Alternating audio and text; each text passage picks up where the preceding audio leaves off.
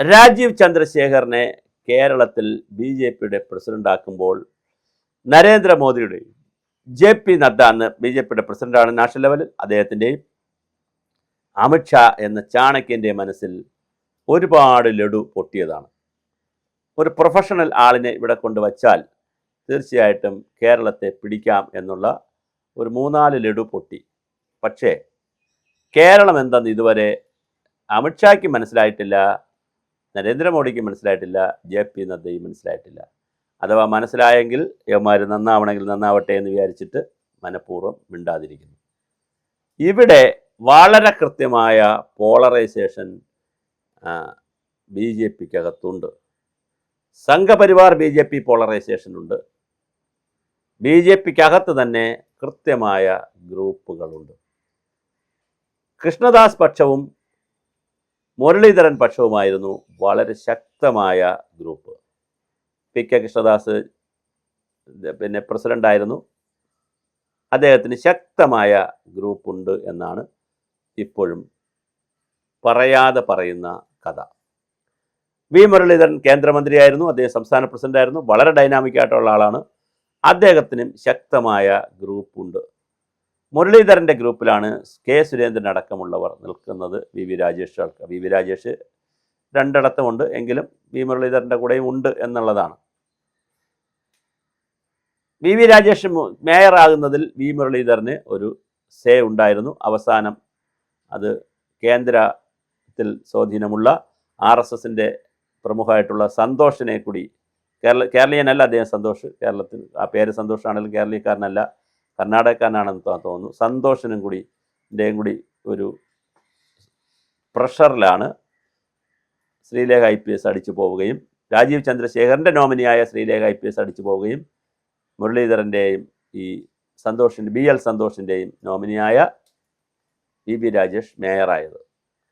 രാജീവ് ചന്ദ്രശേഖർ തിരുവനന്തപുരത്തുനിന്ന് ഡൽഹിയിലേക്ക് വിമാനത്താവളത്തിൽ ലിസ്റ്റ് കൊണ്ടുപോകുമ്പോൾ ഒന്നാമത്തെ പേര്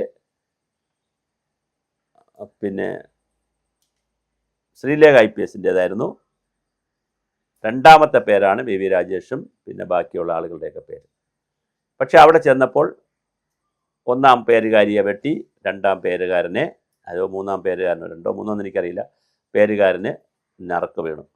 അതുകൊണ്ട് തന്നെ രാജീവ് ചന്ദ്രശേഖർ ആ പത്രസമ്മേളനത്തിൽ, മേയറെ പ്രഖ്യാപിക്കുന്ന പത്രസമ്മേളനത്തിൽ പങ്കെടുത്തില്ല. അദ്ദേഹത്തിൻ്റെ പ്രതിഷേധം അദ്ദേഹം രേഖപ്പെടുത്തി. എസ് സുരേഷ് ജനറൽ സെക്രട്ടറിയാണ് പങ്കെടുത്തത്. ഇതാണ് എൻ്റെ നടന്ന ഒരു നാൾ വഴി. എന്തായാലും ഇപ്പോൾ ഭക്ഷണം കഴിക്കുന്നതുമായി ബന്ധപ്പെടുത്തി സുരേന്ദ്രൻ്റെ ഒരു ട്രോള് വന്നിട്ടുണ്ട്. ഈ ട്രോളുകൾക്കപ്പുറം ചില നിഗമനങ്ങൾ ബി ജെ പിയിൽ കാണുന്നുണ്ട്.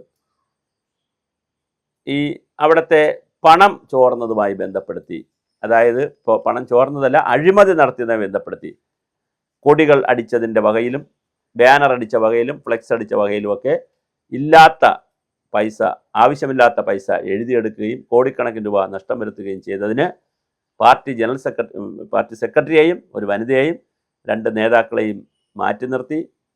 അനൂപ് ആൻ്റണിക്ക് യുവമോർച്ചയുടെ സ്ഥാനം കൊടുക്കാതെ അതിൻ്റെ പ്രധാനപ്പെട്ട ആളിൽ നിന്ന് മാറ്റി അത് സുധീറിന്, KP സുധീറിന് കൊടുത്തു, മുരളീധരൻ്റെ പക്ഷത്തുള്ള സുധീറിന് കൊടുത്തു. അങ്ങനെ ഒരുപാട് പരിഷ്കാരങ്ങൾ ബി ജെ പിക്കകത്ത് നടക്കുന്നു. ഇത് മനസ്സിലാവാത്തൊരു കാര്യം, ബി ജെ പി നാളിതുവരെ കേരളത്തിൽ ഭരണത്തിൽ വന്നിട്ടില്ല. ഒരു പ്രാവശ്യം പോലും ഭരണത്തിൽ വരാത്ത ഒരു കോർപ്പറേഷനിൽ മുട്ടിലിഴഞ്ഞും ഒരു കോർപ്പറേഷനിലൂടെ അധികാരം കിട്ടി. ബാക്കി കിട്ടിയിടത്തൊക്കെ അടിച്ചു പിരിഞ്ഞവർ. പാലക്കാട് കിട്ടി, നേരത്തെ നന്നായി പാലക്കാട് കിട്ടി, പക്ഷേ അത് അടിച്ചു പിരിഞ്ഞു. ഇപ്പോൾ വളരെ ബുദ്ധിമുട്ടിലാണ് വണ്ടി ഓടുന്നത്. പിന്നെ പന്തളം നഗരസഭ, കള്ളിക്കാട് ഗ്രാമപഞ്ചായത്ത്, കല്ലിയൂർ ഗ്രാമപഞ്ചായത്ത്, വെങ്ങാനൂർ ഗ്രാമപഞ്ചായത്ത്, കല്ലിയൂർ ഗ്രാമപഞ്ചായത്ത്, കിട്ടിയിടമെല്ലാം ആഘോഷമാക്കിയിട്ടുണ്ട് അവർ. പിന്നെ അവർക്ക് കിട്ടിയിട്ടില്ല. എന്താണ് ബി ജെ പിക്ക് സംഭവിക്കുന്നത്? ബി ജെ പി ഒരാൾക്കൂട്ടമായി മാറുകയാണോ? അതൊരു പാർട്ടിയല്ലേ? അങ്ങനെ ബി ജെ പിയെ നയിച്ചു കൊണ്ടുപോകാൻ രാജീവ് ചന്ദ്രശേഖരനെ സമ്മതിക്കില്ലേ? അങ്ങനെ രാജീവ് ചന്ദ്രശേഖറും ഇരുത്തം വന്ന നേതാവായോ? അദ്ദേഹം പറഞ്ഞു, എനിക്ക് മലയാളം അറിയില്ലെങ്കിലും ഞാൻ മലയാളത്തിൽ പറയും, എനിക്ക് നന്നായി മലയാളം അറിയാം, ആരും ട്രോളണ്ട, ഞാൻ മുണ്ടുടുക്കും, മുണ്ട് മടുത്തു കെട്ടും, വേണ്ടി വന്നാൽ മടക്കി കുത്തും എന്നൊക്കെ പറഞ്ഞു.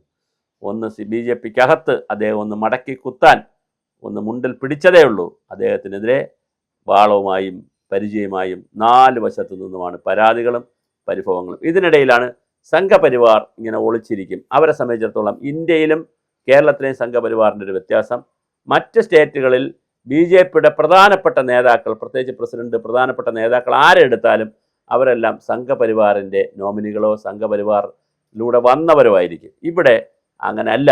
പലപ്പോഴും ശക്തമായി സംഘപരിവാറിലൂടെ കയറി വന്നവരല്ല കൂടുതൽ നേതാക്കളായി വന്നിരിക്കുന്നത് എന്നുള്ളതാണ്. അപ്പോൾ സംഘപരിവാർ രാഷ്ട്രീയ പാർട്ടിയല്ല. അവർ വേറെ ത്യാഗത്തിൻ്റെയും സേവനത്തിൻ്റെയും ആശയത്തിൻ്റെയും ആദർശത്തിൻ്റെയും വഴിയിൽ സഞ്ചരിക്കുന്നവരാണ്. അതുകൊണ്ട് നമുക്ക് രാഷ്ട്രീയ പാർട്ടികളുടെ നേതാക്കളെ വളർത്തി കൊടുക്കുന്ന പണിയൊന്നും നമുക്കില്ല. പിന്നെ നേതാക്കൾ അങ്ങോട്ട് പോവുകയാണെങ്കിൽ, വളർന്ന് ഇതിനകത്ത് നിന്ന് സംഘത്തിൽ നിന്ന് വളർന്ന് അങ്ങോട്ട് പോവുകയാണെങ്കിൽ ഓക്കെ എന്നുള്ള ഒരു രീതിയേ ഉള്ളൂ. അല്ലെങ്കിൽ സേവന പ്രവർത്തനം നടത്തട്ടെ എന്നുള്ളൊരു ശൈലിയാണ് കേരളത്തിൽ സംഘപരിവാർ സ്വീകരിച്ചിരിക്കുന്നത്. അതേസമയം മറ്റ് സംസ്ഥാനങ്ങളിൽ പലപ്പോഴും അങ്ങനല്ല.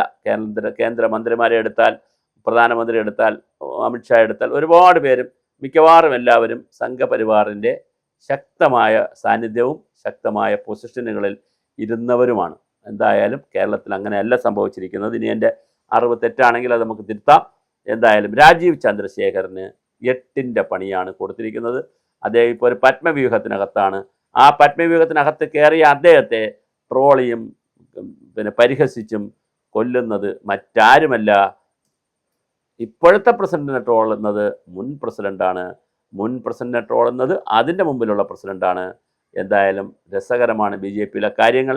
അവർക്ക് അധികാരവുമില്ല, കാര്യമില്ല. കേന്ദ്രത്തിൽ അധികാരമുള്ളത് കൊണ്ടും രാജ്യത്തെ 10-18 സംസ്ഥാനങ്ങൾ അധികാരമുള്ളത് കൊണ്ടും നല്ല പണം വരാൻ സാധ്യതയുണ്ട്, വരും. പിന്നെ ഇവിടെ കളക്ഷനൊന്നും കാണുന്നില്ലല്ലോ. കേരളത്തിൽ അങ്ങനെ വലിയ കളക്ഷനൊന്നും കാണുന്നില്ല. ബക്കറ്റ് ഇപ്പോൾ CPMനൊക്കെ ഉള്ളതുപോലെ ബക്കറ്റ് വരുവോ അല്ലെങ്കിൽ പിന്നെ മറ്റ് കളക്ഷനൊന്നും കാണുന്നില്ല. വീടാന്തരം കയറി ഇറങ്ങിയൊന്നും കളക്ഷനില്ല. അപ്പോൾ നല്ല പണം പുറത്തുനിന്നാണ് അവർക്ക് കൂടുതലും വരുന്നത്, അവരുടെ സംഘടനാ പ്രവർത്തനങ്ങൾക്ക്. അത് തെറ്റൊന്നുമല്ല, ഒരു രാജ്യത്തിനകത്തല്ലേ ഇതെല്ലാം വർക്ക് ചെയ്യുന്നത്. പക്ഷേ ഇത് വരുന്ന പണവും എടുത്ത് ശാപ്പാടും അടിച്ച് ഗ്രൂപ്പും കളിച്ച് പ്രസിഡന്റുമാർ ആര് വന്നാലും അവരെ ഒരു കാല് കസേരയുടെ 4 കാലും 4 വശത്തോക്കി വലിച്ചുകൊണ്ട് പോകുന്ന അതിമനോഹരമായ സുന്ദരമായ കാഴ്ചയാണ് കേരളത്തിൽ കാണുന്നത്. ഒരു കാരണവശാലും ഒരുത്തനെ അങ്ങനെ ഇവിടെ ആളാവണ്ട എന്നുള്ളതാണ് വേറെ ആരും പറയുന്നതല്ല, അകത്തുനിന്ന് തന്നെ ആളുകൾ പറയുന്നത്.